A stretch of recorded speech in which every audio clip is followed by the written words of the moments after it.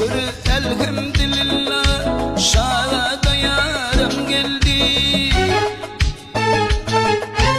Könlüm Ali bu yere, oldu nişanım geldi.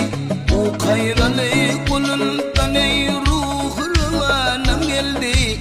İfler sever yarına, şada yarım geldi. Deyneler öpni de Muhammed yarım geldi.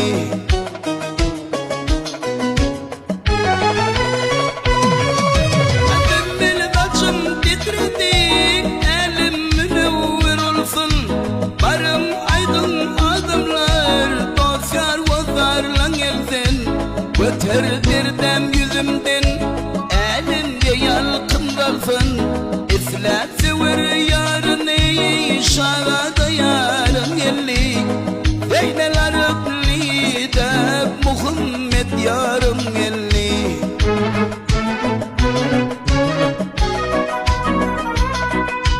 Yar yar deyip uğruna gülümrüm solli pelek. Yok olsun ol hazretleri, şadiyanı tuyulmaz. Şadiyanı ışkından karkulli ettim halas.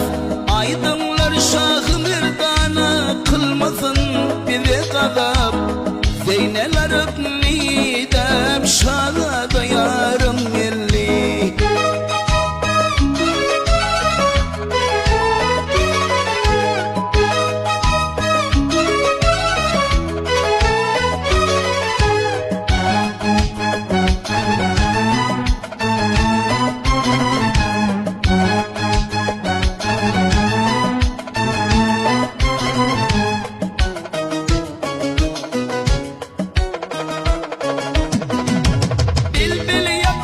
Şehirdim bülbüllerde açıldın. Sen söyleme dilimden dürlavalar içilsin. Ey nocuan bir yiğit, gelin gönlüm açılsın.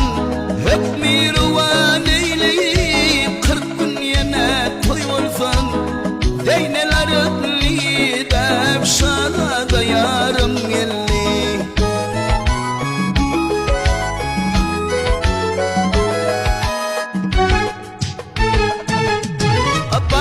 Çolun süpürü